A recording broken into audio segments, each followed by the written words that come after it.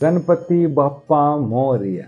जी हाँ, कुछ ही दिनों में भाद्र मास का इस शुक्ल पक्ष में चतुर्थी में गणपति जी आने वाले हैं। गणेश चतुर्थी के दिन पर देश भर में चारों तरफ गणपति जी का पूजा होने वाला है। तो इस वीडियो में आज हम किस प्रकार गणेश जी का पूजा आप घर बैठे घर में गणपति जी का किस प्रकार स्थापना करें, किस प्रकार पूजा कर पाएं, सब कुछ डिटेल में इस वीडियो में बताने वाला हूँ। इसको ध्यान से देखिए और समझिए और किस प्रकार पूजा करेंगे उसको जान के अच्छे से कीजिए। हरे कृष्णा। तो देखिए, गणेश जी का जो पूजा किया जाता है, अगर आपके घर में कोई गणपति जी का फोटो है पहले से या विग्रह है तो उनका पूजा कर सकते हैं। ऐसा नहीं कि हमेशा आपको खरीद के नया विग्रह ही लाना है। तो घर में अगर ऑलरेडी आपके पास गणपति जी का कुछ विग्रह है, फोटो है, तो उनको भी पूजा कर सकते हैं। और अगर बाहर से आप लाना चाहते हैं तो जरूर लेके आइए और प्रयास कीजिए कि इको फ्रेंडली विग्रह लाने के लिए, ताकि जब कभी उसको विसर्जन भी करेंगे तो वो पानी में मिल जाए। ये तो कभी कभी क्या होता है, प्लास्टर ऑफ पेरिस का रहता है, कुछ अलग मटेरियल का लेता है तो पानी में पिघलते नहीं, वो वैसा ही रहता है तो अपराध होता है। फिर ये एक ध्यान रखिए। तो घर में जब आप विग्रह का स्थापना करेंगे, ध्यान रखिए कि एक अच्छा जगह में स्थापना करना है। साफ सुथरा प्लेस रहेगा, घर का सेंट्रल पॉइंट रहेगा और वहाँ पर कुछ मतलब प्रोमिनेंट प्लेस रहना चाहिए। ऐसा नहीं कि घर में एक कोपचे में कोने में रख दिया उनको। तो घर में प्रोमिनेंट प्लेस में रहना चाहिए, क्योंकि वो अभी राजा की तरह बैठने वाले हैं। जो कोई भी घर में आएंगे तो उनका दर्शन अच्छे से हो पाए। तो जगह पहले फाइनलाइज कीजिए। हर जगह को साफ सुथरा अच्छे से पानी से धो लीजिए। अगर गोबर का कुछ पानी में का गौमूत्र मिलाइए। अगर आपका घर में गोबर का लेप लगा सकते हैं उस जगह में तो और बेस्ट, वेरीफाइड हो जाएगा। तो उस जगह को साफ सुथरा करके भगवान जी का फोटो या विग्रह जो भी है उनका स्थापना कीजिए। और जी हाँ, स्थापना करने से पहले अगर पॉसिबल होगा तो आप नरसिंह देव का फोटो भी साथ में रखिए, क्योंकि गणपति जी जो हैं नरसिंह देव जी के भक्त हैं। ब्रह्म संहिता में ब्रह्मा जी बोल रहे हैं, यद पाद पल्लव युगम विनिधाय कुंभ, जिनका चरणों को अपने कुंभ अपने सुंड के ऊपर धारण करते हैं, द्वंदे प्रणाम समय स गणाधिराजा, गणाधिराजा जो गणपति उनको प्रणाम करते हैं, विघ्नम विहंत मलमस्य जगत्रयस्य गोविंदमादि पुरुषम तमहम भजामि। जो गणपति जी विघ्न विनाशक क्यों कहलाते हैं? क्योंकि आध्यात्मिक जगत में वैकुंठ में जो नरसिंह देव हैं वो सबके विघ्न विनाशक है, नरसिंह देव हैं। उनसे शक्ति लेके गणपति जी इस भौतिक संसार में भी सबका विघ्न विनाशक करते हैं। तो होगा तो पॉसिबल नरसिंह देव जी का भी फोटो साइड में रखिए। गणेश जी को बहुत आनंद आएगा, क्योंकि वो उनके आराध्य देव हैं। चलिए, अभी गणपति जी का फोटो वगैरह रख दिए, अभी कैसे आगे पूजा करेंगे उसके बारे में बोल रहा हूँ। पहले कलश स्थापना कर लीजिए और फिर भगवान जी का कलश स्थापना करने के बाद भगवान जी को स्नान करवाएंगे। भगवान जी को कैसे स्नान करवाएंगे? अगर आप एक कुछ घर में कोई 1 दिन, 3 दिन, 5 दिन, 10 दिन रखते हैं, कोई अखंड दीप प्रज्वलित करते हैं, तो करना है तो नॉन स्टॉप आप उसका पूरा अरेंजमेंट करके रखिए ताकि वो नॉन स्टॉप जलते रहे। और भगवान जी का पहले मानसिक स्नान करवा दीजिए, क्योंकि आप डायरेक्ट पानी से स्नान नहीं कर सकते हैं।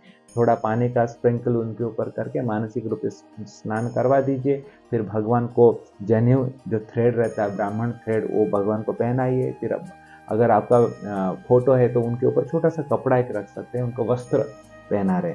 और इस प्रकार ध्रुवग्रास, पुष्प, ये सब भगवान को चढ़ा के भगवान जी का उपचार होने के बाद भगवान जी को भोगा अर्पण किया जाता है। और भगवान को भोगा सबसे फेवरेट क्या है पता है? गणपति जी का मोदक। गणपति का पूजा करेंगे बिना मोदक का कभी होता है? मोदक, लड्डू, केला, ये सब गणपति जी का फेवरेट है। तो भोगा अर्पण करने से पहले पास में अगर नरसिंह देव का फोटो है तो पहले उनको अर्पण कीजिए, भोगा अर्पण कीजिए तुलसी डाल के। और जैसे ही उनका अर्पण हो गया, वो भोगा का ला के गणपति जी के सामने रख के उनको चढ़ाइए। तो ये महाप्रसाद हो गया। तो इस प्रकार ये जरूर इस प्रकार कीजिए ताकि गणपति जी को बहुत आनंद आएगा। और भोगा अर्पण होने के बाद कुछ ना कुछ गणपति जी के ऊपर कथा होना चाहिए। देखो, बिना कथा कीर्तन कुछ फेस्टिवल नहीं होता है। और आप लोग के लिए कथा हम गणपति जी के ऊपर सुंदर कथा इस डिस्क्रिप्शन में लिंक हम डालें हैं ऑलरेडी, उसको क्लिक करके आप सुन सकते हैं। गणेश जी के ऊपर कितना सुंदर कथा हमने यहाँ पर चर्चा में रखा है, लिंक में रखा है, और बहुत सारे लोग भी उसको सुने। तो बहुत सारा स्टोरीज मैंने यहाँ पर बताई हूँ, गणपति जी के ऊपर कथा स्टोरीज ये सब आप सुन सकते हैं, और होगा तो दूसरों को भी सुनाए। तो कुछ ना कुछ डिस्कशन होना चाहिए। कभी कभी लोग क्या करते हैं, गणपति पूजा हो गया, सब हो गया, बॉलीवुड का गाना चालू कर देते हैं, कुछ पत्ता खेलना चालू कर देते हैं, बहुत ये अच्छा नहीं, थोड़ा भी अपराध हो जाता है। ऐसा मत कीजिए, गणपति का विग्रह रखिए उनके सामने बॉलीवुड गाना, उनको बॉलीवुड गाना मत सुनाइए, अपराध हो जाता है। गणपति जी को अगर घर में ला रहे हैं तो उनका कथा कीर्तन उनका होना चाहिए। तो यहाँ पर डिस्क्रिप्शन में मैंने लिंक डाला हूँ, इसको आप लाउड स्पीकर में भी चला के घर में सुन सकते हैं, 1 2 3 बार सुनिए, कुछ प्रॉब्लम नहीं। तो गणपति जी का कुछ ना कुछ कथा होने के बाद अंत में क्या करना चाहिए, गणपति जी का भव्य रूप से आरती होना चाहिए। पहले दीप, फिर भगवान का जब आरती करेंगे तो उसमें सब सामग्री एक साथ आरती प्लेट में रखिए। पहले अगरबत्ती, फिर उसके बाद दीप, उसके बाद अर्घ्य, उसके बाद वस्त्र, उसके बाद पुष्प, फिर उसके बाद चामर व्यजना। इस प्रकार इस सीक्वेंस में उनका आरती होना चाहिए। और जब आरती चल रहा होगा ना तो साइड बाय साइड कीर्तन भी चलना चाहिए। कभी कभी मैं देखा हूँ बॉलीवुड का गाना चालू है, आरती हो रहा है, ऐसा मत कीजिए, कीर्तन साइड बाय साइड चालू होना चाहिए। और कीर्तन, गणपति जी का कीर्तन करने के बाद ये कीर्तन तो जरूर करना है एंड में, कौन सा, कायेन वाचा मनसेन्द्रिये वा बुद्ध्यात्मना वा प्रकृते स्वभावत् करोमि यद्यत् सकल परस्मै नारायणेति समर्पयामि। देखिए इस आरती में, गणपति आरती में यहाँ पर डायरेक्टली गणपति जी मैसेज दे रहे हैं, कायेन वाचा मनसा, आपके शरीर से, आपके मुख से, आपके मन से, आपके इंद्रियों से, आपके बुद्धि से, आपके आत्मा से, स्वभाव से, इस सब से करोमि यद्यत् सकल परस्मै, मैं जो भी आपका सेवा कर रहा हूँ किसको समर्पण करके करना चाहूंगा, नारायणेति समर्पयामि, नारायण को समर्पित करना चाहता हूँ। गणपति क्या बोल रहे हैं, क्योंकि गणपति जी के प्रभु कौन है, नारायण है, नरसिंह देव है, इसलिए मैंने बोला पहले से ही नारायण जी का फोटो रख दीजिए। अगर नरसिंह देव का फोटो नहीं मिला तो नारायण जी का फोटो रख दीजिए, क्योंकि नारायण को जब हम अपने मन, बुद्धि, अहंकार सब कुछ समर्पण करके सेवा करते हैं, गणेश जी को आनंद आता है, क्योंकि गणपति जी का भी प्रभु वही है, इसलिए नारायण जी को रखना चाहिए। ठीक है, अभी भोग भी नारायण जी को पहले चढ़ा के गणपति जी को चढ़ाना चाहिए। इस प्रकार ये आरती समापन होने के बाद अंत में तो ये हरे कृष्णा मंत्र बोलना मत भूलिए, हरे राम राम राम हरे हरे, हरे कृष्णा कृष्णा कृष्णा हरे हरे, ऐसा भी बोल सकते हैं, उल्टा भी बोलेंगे तो चलेगा, हरे कृष्णा कृष्णा कृष्णा हरे हरे, हरे राम राम राम हरे हरे। ये हरे कृष्णा महामंत्र जो है महामंत्र है, कलयुग का ये युग धर्म है, इसलिए बिना इस महामंत्र के पूजा समर्पण नहीं होता है। इसलिए जरूर याद रखिए, अंत में इस मंत्र को बोलिए, और दिन भर होगा तो इस मंत्र में आपको यूट्यूब में कितना सारा वीडियो मिल जाएगा, इसको चला के इस हरे कृष्ण महामंत्र को घर में चलाते रखिए, बहुत अच्छा लगेगा गणपति जी को।